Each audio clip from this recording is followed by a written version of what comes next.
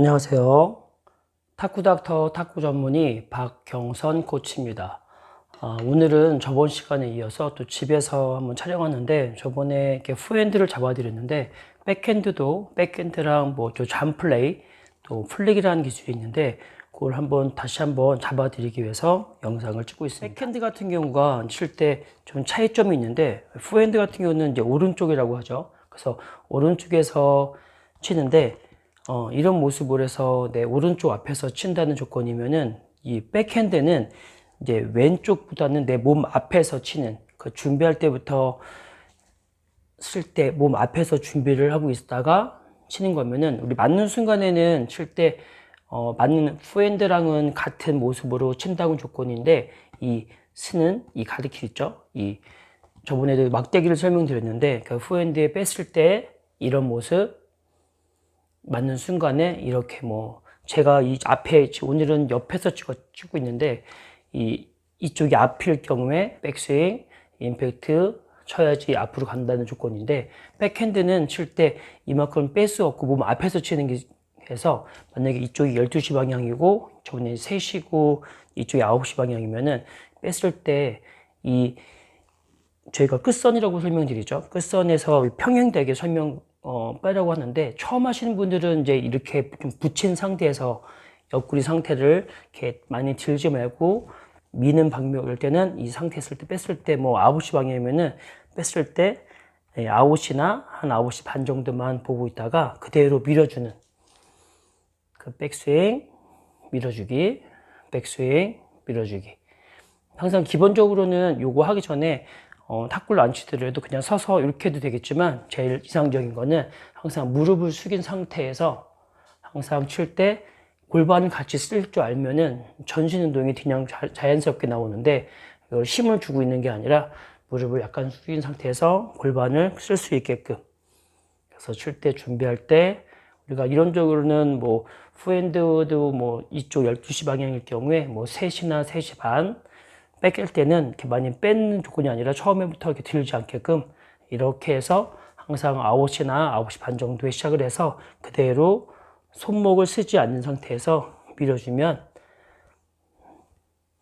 자연스럽게 이 막대기죠. 막대기 방향이 변화가 보일 텐데, 이런 모습에서 이렇게 앞으로 그대로 밀어주기. 그럼 자연스럽게 지금 보면은 제가 한 10시 반 정도? 그럼 내 9시 반 정도에서 이렇게 자연스럽게 손목을 쓰면은 이런 모습이 나타나는데, 그래서 손목을 써서 이렇게 쓰거나 눌러치거나 들면 또 안 되겠지만, 이런 모습을 하지 말고 기본적으로는 그대로 밀어준다. 그래서 백할 때는 처음 후핸드보다는 쉽게 칠 수 있는 이유가, 내 눈이랑 같이 보는 곳이 같은 방향이라서 칠 수 있는데, 반대로 손목을 써버리면 너무 흔들릴 수 있으니까, 그래서 직접 보일 수 있으니까 항상 손목은 잡은 상태에서 그냥 밀어준다. 그래도 자연스럽게 움직인다. 이렇게 생각을 하면은 이제 기본 백핸드는 그냥 기본적으로 할 수 있는데, 여기서 우리가 때리거나 좀 굴릴 때는 차이점은, 이 상태에서 밀다가 우리가 약간 스냅을 써서 손목을 때리라고 하는데, 약간 손목을 제치면은, 아까 기본적으로 제가 9시 반이라고 설명드렸죠. 근데 한 9시 정도, 그래서 칠 때 손목을 많이 꺾는다보다는 이 상태에서 약간 들어주는. 그래서 이걸 처음에 선수들은 처음부터 이제 요새는 좀 연습량이 많을 경우에 이게 덜 흔들리니까 자주 해서 덜 흔들려서 처음부터 이렇게 배우는데, 처음 하시는 분들은 이렇게 흔들린다는 조건이면은 그 정도 해놓고 9시 반 정도에서 밀어주는 것만 알고 계시면 될 거고, 2단계로는 칠 때 이 상태에서 약간 손목을 제쳐서, 그건 가르치는 곳이 한 9시 됐는데 9시 방에서 마칠 때 또 그만큼을 손목을 써주면은 이런 모습. 그래서 칠 때 손목을 좀 일부러 쓰거나 안 써도 아까보다는 더 많이 가겠죠. 지금 막대기 같은 경우는 11시 반까지 하는데, 내가 일부러 써서 이런 모습이 아니라 내가 짧게 써서 손에 약간 힘을 주면서, 이때도 반드시 무릎을 기본 숙인 상태에서 골반을 같이 쓸 수 있게. 이런 걸 저희 때는 푸시라고 설명드리는데, 요즘에는 백스매싱이라고 설명드릴 수 있고요. 그래서 좀 강하게 칠 수 있다. 거의 2개 정도만 알고 계시면은 상대방한테 이 정도만 치는 힘만 알고 계시면은 좀 밀리지 않고 내가 뭐 끝낸다는 것보다는 좀 밀리지 않는다. 이 정도만 또 알고 계시면 될 것 같고요. 그래서 드라이브 같은 경우는 저는 요즘에 그냥 생각보다 좀 큰 동작이 아니라 지금 아까 우리가 배웠던 푸시 같은 게 이 상태인데 이 상태에서 이 높이를 팔꿈치 높이랑 이 라켓 높이 같은 수평일 경우에 이 상태에서 손목을 좀 더 제쳐주면은 지금 영상에 보일지 모르겠지만 이 가리키는 곳이 아까 9시 방향에서 뺐을 때는 지금 8시, 제 느낌은 7시 반 정도까지 내려갔는데 앞에서 보여드리면 이게 12시 방향이고 여기 9시 했을 때 이런 모습인데 이 상태에서 내려주면 손목만 이만큼 쓰면은 자연스럽게 이거 올라가면서 많이 내려가 보이죠. 아까 기본, 그 다음에 두 번째는 손목 써서 이런 모습 일자 써주면은 이렇게 차이 납니다. 그래서 탁구대까지만 탁구대 들고 있는 거를 쇼트나 푸시 좀 세게 치는 거라고 치면은 약간만 탁구대까지만 이 헤드 라켓이 헤드 쪽에 내려가는 조건으로 방향은 한 7시 반 정도 나와서 보고 나서 그거를 또 맞춰주면은 자연스럽게 이렇게 올라가죠. 또 옆에서 지금 비교해 보면은 기본에서 손목 써서 나올 때 일단 손목을 썼으니까 반대로 또 아까 손목을 이제 쓰지 않는 게 아니라 기본적으로 손목을 이제 써서 볼을 약간 정타보다는 빗맞추면은 자연스럽게 볼에 회전이 걸리고 동작은 크지 않죠. 그래서 탁구대까지만 살짝 내려준 상태에서 이런 식으로 쳐주면은 또 주의할 거는 또 오버돼서 이런 모습이 되면 안 되겠죠. 옆에서 지금 보여드리는데 이 상태에서 이 정도만 해줘도 볼을 맞는 순간은 한순간이니까 뭐 묻혀봤자 순간에 볼이 요 작은 순간이지만 그 순간에 내가 좀 임팩트를 빨리 하면은 많이 묻힌다고 설명드리는데 그래서 이런 상태에서 이제 무릎을 약간 숙인 상태에서 골반을 이용해서 이렇게 박자를 맞춰주는 거죠. 볼이 언제 올지 모르고 좀 어디로 올지 모르고 높이도 틀리고 뭐 좌우도 있으니까 이 정도로 이렇게 알고 계시면은 또 연습을 해서 또 반복 연습해서 그러니까 집에서도 연습할 수 있는 게 많이 나고요. 저도 지금 좀만 해도 이렇게 땀이 나는데 마지막으로는 커트볼 같은 경우는 아까 그런 기분에서 탁구대까지만 내린 상태에서 좀만 더 탁구대에서 거기서 좀만 더 제치는 거죠. 제치면은 이게 제일 많이 크다고 하는데 뭐 실전에서는 이만큼 뭐 안 쓰고 짧게 할 수도 있지만 연습할 때만큼은 숙연습할 때만큼은 좀 더 오버해서 그래서 이거를 6시까지니까 한 7시까지 좀 뺀 상태에서 그럼 더 격차가 세겠죠. 이만큼 필 필요는 없고요. 기본보다 약간만 빼서 이런 모습에서 맞출 때 마찬가지로 좀 카트볼이니까 이제 앞으로 간다는 것보다 약간 위로 올린다는 느낌으로 마찬가지로 이쪽도 너무 돌아가지 않게끔 처음 하실 때는 연습할 때는 상관없는데 나중에 실전에서는 이렇게 크게 하는 것보다 잡아주면 좋은데 뭐 주관적으로는 내가 칠 때 뭐 끝낼 수도 있으니까 끝낼 때 뿌릴 때도 있지만 우리 기본 잡아드릴 때는 이 정도로 알고 계시면은 될 것 같습니다.